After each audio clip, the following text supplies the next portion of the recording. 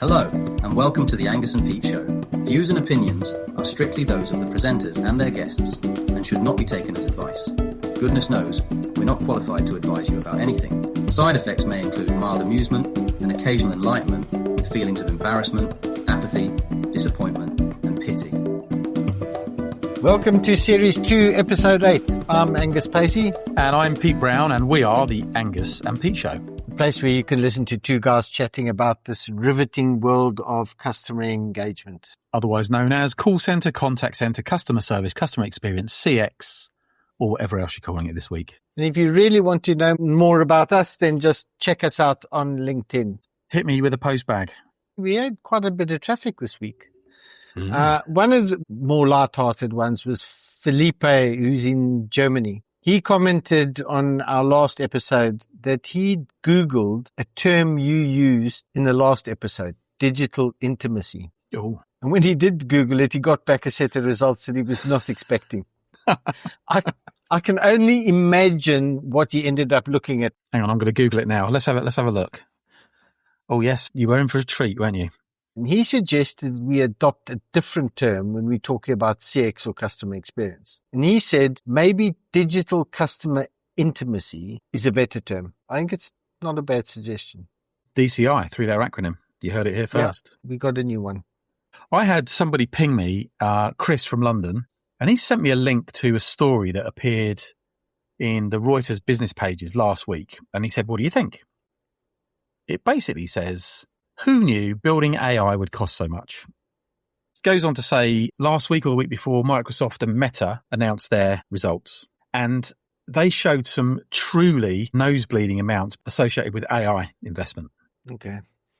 Microsoft is splashing out $38 billion in the quarter, which is 2/3 up on their previous year, whilst Meta boosted its capital spending plans for this year by 73% to a range between $115 billion and $135 billion. Just to get it into perspective, Cisco, remember them? Their turnover is something like $60 billion. These numbers are huge. What's also interesting is the investor reaction knocked $240 billion off Microsoft's market value, and that Microsoft drop is more than the entire capitalization of Citigroup. In all of this, there was a footnote to this article that said one company's costs are another's revenues, saying that chipmaker Samsung Electronics, their operating profits are up, same as Nvidia. We're in this situation where it's like the building trade. We've got companies making bricks and building materials, making all the profit, and we've got companies building houses who are struggling to get people to buy them and live in them. It's an adoption problem.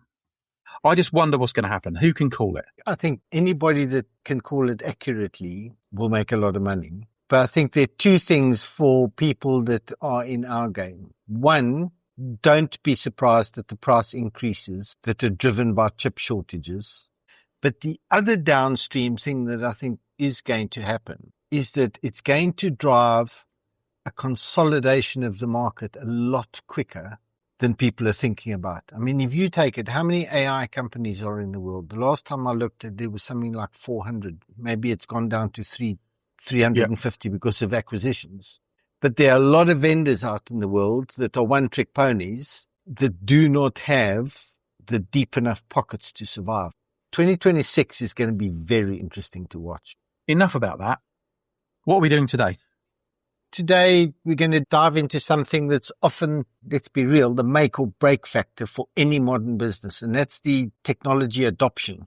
Does your business really use what it buys? So we're going to focus on why the traditional launch it and leave approach is going to kill solution ROI, and also a proven framework for turning the users of what is being purchased and deployed into champions to ensure, ultimately for vendors, the renewals at the end of the contract term and some long-term business growth. There was a time when the big reveal, that exciting moment when you launch a new tool, was the end of it. Now, for most companies, the big reveal is when the trouble actually begins. The adoption problem begins. Yeah, the initial deal is just the beginning. So the real test of success actually relies in the renewal rates, which is almost entirely influenced by how well the customers integrate the software that they've purchased and deployed into their daily activities and their processes. Vendors who are just measuring onboarding need to look at the back end. As a service vendors, we've got customers falling out the back end faster than they can pull them in the front in terms of that sale and renewal cycle. I saw a report recently about adoption, but there was one example of a mid-sized company, CX industry specific, and they invested in the right quarter of the Gartner Magic Quadrant. And at first, the team was all excited. They did the project well. They got everyone involved. Big reveal. Ta-da! 6 months later, it was all a bit disappointing. Usage was a bit sporadic. They weren't using all the features. Came round to the 12-month renewal review. That was okay, but it's not really floating our boat. We're ready to pull the plug. We're not going to renew this after 12 months. That you can term the classic adoption gap. The salespeople, the IT guys are focused on the technical merits of the solution, but they overlook and ignore the human process. And that's the one that influences. So this episode, we're going to give our listeners a roadmap and some pointers on what to look for and how to bridge that gap. Right. And then some of the specific tactics we can use to turn users into champions. Because if you don't get that right, you're knackered. Let's talk about the difference between product adoption and user adoption. Product adoption is active users integrating the tool into their daily workflows. User adoption's a bit more than that. It's about the entire life cycle. It's about driving the use, additional features, upgrades, basically making it part of their life in a much more emotional way. So you could say product adoption is about the technical aspects, but user adoption is about real buy-in. But those are not the only two. There's a bridge between those two. Okay. And that's value realization. If the business doesn't understand that value, the whole adoption won't happen. And if the adoption doesn't happen, they'll never see the value. It's a loop. Yeah. Without that loop working, you're looking at churn. It's inevitable. Right. Let's look at this in a couple of key points. And the first one, I think, which is a big influence, is that we're now in the age of the customer. Now, you've said already, the business model itself has changed the stakes for adoption. Power has shifted back to the customer. Up to reasonably recently, it was all about requiring a customer to make a heavy upfront investment, long-term contracts, and basically they were locked in. Yeah. Now, with the subscription model, customers can cancel at almost any point. The ease at which they can get in is also the ease at which they can get out. I reckon that inflection point came somewhere at the beginning of the 20s. Yeah. It was accelerated by the pandemic when everybody moved very heavily to the cloud and subscription models. But in that all happening, the risk has moved, and people need to recognize this in the channel and the vendors. The risk has moved from the customers to the vendor and the supplier. And if the customer's not engaged, they leave. It's that simple. An example that we can relate to, we all like our new shiny phones, don't we? And you might buy it for its excellent camera, but if you never learn how to use the advanced editing tools and the cloud syncing, you're not going to get your money's worth. And eventually you'll look at that monthly payment, wonder why you're paying for a supercomputer or a super camera when you're just using it for text messages and Googling phrases like digital intimacy. Yeah, and I reckon there are a lot of people like that, and they don't admit it. They look at the specs, and then what do they actually use? Very little of it. So I think that's a great analogy.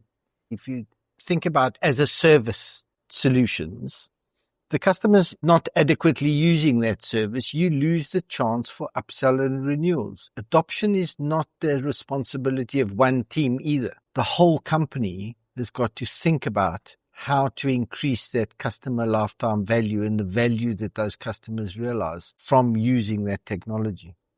So let's cut to the second point, that psychology of resistance and button shock. Button shock. Button shock's an interesting term. It really brings us to the psychology of adoption. As soon as you start using phrases like psychology, it gets very straightforward very quickly. Yeah, it's easy. Human beings are pretty rudimentary machines when it comes to thinking. And fundamentally, it's all about them, right? So we have to face a few truths here. No one loves change. It's risky, it's hard work, and we don't really want to do it. In contact centers, research shows that 45% of agents actively avoid new technology. They've got change fatigue, they've got fear of the unknown. They don't want to be asked with another load of learning and another load of grief in a job that isn't that great in the first place. And I reckon that must be absolutely top of the list right now with the speed that the changes are coming with AI, all those sorts of things. I love the term button shock. It's that feeling that you get when you open up a new interface and it's so complex you just freeze. Right, okay. We've all been there. We've all been there. When you look at a user UI and you go, what the hell is this? How do I drive it? Sometimes different just looks complicated, doesn't it? Yeah. If you haven't been involved, if you haven't been properly trained, if you haven't been properly introduced, then everything's difficult. Everything's difficult if you don't know the answer. So to understand it, there's something called the Technology Acceptance Model, the TAM. Do not confuse this with total addressable market. One man's 3-letter acronym is another man's 3-letter acronym. So TAM, Technology Acceptance Model, and that tells us that adoption is driven by two main things: perceived usefulness and perceived ease of use. There are direct parallels between the way that consumers and customers think about a product. Easy usually equals good customer experience, and usefulness and value are just expected. Well, your internal customers, the people that are using all this shit that you just paid a fortune for, are the same. If they do not perceive usefulness and if they do not perceive ease of use, then your technology acceptance model will fail. Perceived usefulness is the user asking, how will this help me do my job better? It's a very simple question. And perceived ease of use is, how hard is this going to be? How much effort is it going to take? Remember TalkTalk? Yep. The UK broadband mobile company. When they made their shift to a digital first model, a lot of their competitors went digital first and didn't worry about what was going to happen second. Like when people fell out of the digital channels and people fell out of the automation, they were going to gravitate towards live agents. Well, what TalkTalk did was focused as much on making the tools for live agents easy and useful as they did on that externally focused digital channel piece. When the two went together, they saw a 30-point increase in their net promoter score because they had both bits joined up and the agents were as proficient as the new automation. Now, another big term for that, and I love this one as well, self-efficacy. Goodness. It's how you believe in your own ability to master the tool. It comes back to, is it easy? Is it easy? If you're confident, you'll experiment. Yeah. If you feel a whole load of techno stress, and we've all been there, what do? You default back to what you know. You go back to the old legacy system and you find a way. How many of us, when Outlook updates itself, go, don't change? Yeah. Yeah, just that's keep right. it the way I want to keep it. More than that, you don't just retreat to old legacy systems. You also have a good go at sabotaging the new ones. Yeah, you make it difficult. Take that all as the background. So what's the tactical playbook that people are going to think about? Now, we understand the psychology. How do we actually drive that adoption? What are the interventions that could make this work? You must have some ideas on this one, Pete. You need to move away from that one and done attitude when it comes to training. Successful adoption requires a structured onboarding process that integrates your software and your people and the process and their emotional engagement. And it's not a one-off training exercise. It's an ongoing thing. Get them to the point where they're confident and competent. Get them to the point where they see real value in working hard to adopt, and then get them to the point where they're delivering value to themselves and you as a business. Yeah, you got to get it into their workflows because that's when it becomes real. One of the best strategies that I've seen people talk about is milestones. Sometimes this gets misinterpreted because they put one milestone in and they say, we've done the training and therefore it's done. We've ticked that box. So instead of asking the user to learn the whole system at once, don't expect agents to learn every single bell and whistle in that system in one go. One day's training of 8 hours with 3 breaks is not going to work. Break it down into bite-sized chunks that are implementable straight away. Bite-sized chunks and also deliverable at the point of need. Make them accessible because most people don't really want to learn until they need to learn. Accessibility to knowledge and information on the job, on the fly, is a very effective way to learn. Some of my most important lessons in life have been done on the job, if you'll pardon the pun, Angus. I was waiting for you to come up with that phrase that you do, at the point of need. At the point of need. I saw a quote from a lady called Shari Srebnick, and she's at Forrester. And she compares the person who's looking to support users to be effective with their new technology to a personal trainer. Okay, tell us more about this one, because I didn't see this. A good trainer, apparently, doesn't just leave you to your own devices on day one. They ask you for your goals, as opposed to imposing their goals on you. You break them down into manageable steps. And this is key. They praise you for every milestone that you clear. And it's that sense of accomplishment that motivates the users to keep going. Yeah, and you can use simple things. You've got those capabilities to send in-app messages in loads of different solutions. Right. Now, there's real data underneath this. Products that use in-app messages see a 300% boost in retention rates. And it's not the fact that they're messages being sent. It's the fact that they are using it. So what you're going to do is find those little buttons to push that give the user a nudge in the right direction exactly when they need it. Right. So you can use it for the official work-related agenda, i.e. we're going to train you, we're going to prompt you, we're going to help you. But messaging can also be used as almost a recreational activity on top of that business-focused application. What I mean by that is it's not quite like messaging your mates, but it's similar to that. There's a bit more empathy. There's a bit more recognition that it's improving the way that I'm interacting with my colleagues. It's improving the way that I'm imparting knowledge and improving the way that I'm getting knowledge. I think you're right. Messaging is a human thing. This starts bleeding into gamification, which is something that I still think is underutilized, overhyped, because it doesn't get implemented correctly. And gamification is a word. Community is probably a better word for this. If your new technology can in some way engender a positive sense of community, a space where people can learn from each other, as opposed to a place where people can just bitch and moan about the new system that you're busily inflicting on them, it's powerful. 66% of branded communities say it has a direct impact on customer retention. That's going to be no different to your internal customers, to your users, to your agents in the contact center. So let them talk about it. Let them communicate. It's another way of learning. Okay, so we talked about the tactics. Yeah. Think forward a bit. How do we stay ahead of that curve? You've got to have a system of readiness so that you don't hit that cliff edge. There's another phrase I've come across, sense and respond. The sense and respond loop. I think this is one of Gartner's phrases. And basically says most companies only think about adoption when a major customer leaves or a release fails or some shit hits a fan somewhere.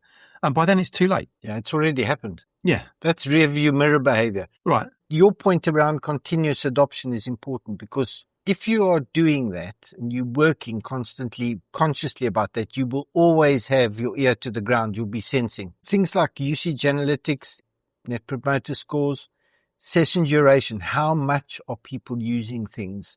And if you're identifying those early warning flags, they are flags of non-renewal before the customer even recognizes they're unhappy. Right. So looking at the usage of the platform. Once you've got the sensing bit sorted out, you then need to focus on the responding bit. Because as we know, identifying a problem is not the same as solving it. And AI should really help us here, right? Real-time, very dynamic, very tailored, very focused responses. We're in a world now where you can really respond quickly, fail fast, iterate, and do it again. So you're constantly in that loop. And if your technology doesn't allow you to do that, go and buy some new technology. And don't forget, you need your leadership team to play ball in this. They've got to be aligned into this. If the leadership team doesn't adopt it themselves, why the hell should the agents? If the supervisors are not using it and they don't know how to use it really well, why would an agent do it? Right, exactly. Lead by example. What role does software licensing and monetization play in this whole game? You can use an acronym SLM. Well, the world's your oyster, isn't it now? There are so many models. Software vendors are increasingly using SLM tools to offer flexible pricing models, true pay-per-use, consumption-based pricing, outcome-based pricing. Finding a way to differentiate on flexible pricing is probably not a bad thing to be thinking about right now if you're a vendor and if you're a reseller. If you look at adoption and monetization, it also has an unintended consequence or an intended consequence that it will drive intellectual property protection. Because if you're driving it on usage, you know who's using it. They can't pirate it. And all of that loops back to adoption. If your licensing process is a nightmare for the end user or for the business, and they're then having to think about how they dice up features and functions for individual users or user communities, it just becomes a problem. It just becomes difficult. And difficult isn't easy. And difficult means people won't adopt it. The business won't adopt it. at the commercial level, which means the workers won't adopt it at the operational level. So the goal of modern software licensing and monetization tools is to make license activation and renewal effortless. Angus, let's conclude and hit some takeaways. For me, I think the biggest takeaway is adoption isn't accidental. You've got to work at it. You've got to have a structure, and you've got to understand what you want at the end of it. Let's pull it down into 4 or 5 bullet points. First one for me, the subscription reality. Churn is going to be a natural result of low engagement. Yeah. Vendors and channel partners, resellers have got to deliver value every single day, not just at that point of sale. The second point, your technology adoption model is king. You're constantly evaluating your tools, and you're constantly looking at how users perceive what you are giving them to get their job done. And if it's not useful and if it's not easy, they're not going to adopt it. And to get them to adopt it, think about micro-learning and milestones. Break the learning journeys into small steps to avoid that button shock and build confidence. That comes back to the adoption model. Use your sense and respond loop. Use the ability to be quick and agile to avoid problems manifesting themselves in the first place. Last one, and I think this is the one that also people miss to a degree. Protect and flex. Use, understand, and be able to explain those flexible pricing models that the customers are asking for. Because if you cannot explain them, it makes it much more difficult to use and ultimately much more difficult to collect the cash. Okay, let's go out there and bridge that adoption gap, Pete. Mind the adoption gap. We'll be back next time with episode 9. In the meantime, follow the Angus and Pete Show page on LinkedIn for news and notifications, and message us directly to tell us what you want us to talk about, how we're doing, and to keep our post bag bulging. The show's available on all your favourite podcast platforms, so listen, like, subscribe and share to help us spread the word and feed our gigantic egos. Pete, it's that time of the show. It's joke of the week time. What are we going to do this week? There is so much to joke about, and it's becoming increasingly less funny. I know people may be listening to this in the future, but right now, where we are now, we've got Donald Trump and his wife swanning around the world, looking like some debauched Hollywood celebrity couple. We've just had the Epstein files, or the latest version of the Epstein files, released with princes and politicians and the great and the good of the world being named and shamed like never before. I don't think there's anything to laugh about at the moment, Angus. I'll see if I put my joking hat on again for next week. But right now, I'm hopeful, but I'm not in the mood for a joke. I think, worst case, people can start looking for Melania movie jokes. There are going to be hundreds of them. The Melania movie. Somebody said to me this week, even if they showed it on an aircraft, people would still walk out. So with that, cheers, Angus. Cheers, Pete. Thanks for tuning in to the Angus and Pete Show. Remember, it's based on the personal views and opinions of the hosts and their guests. If you're feeling aggrieved or litigious, take a chill pill. There's already enough stress in the world.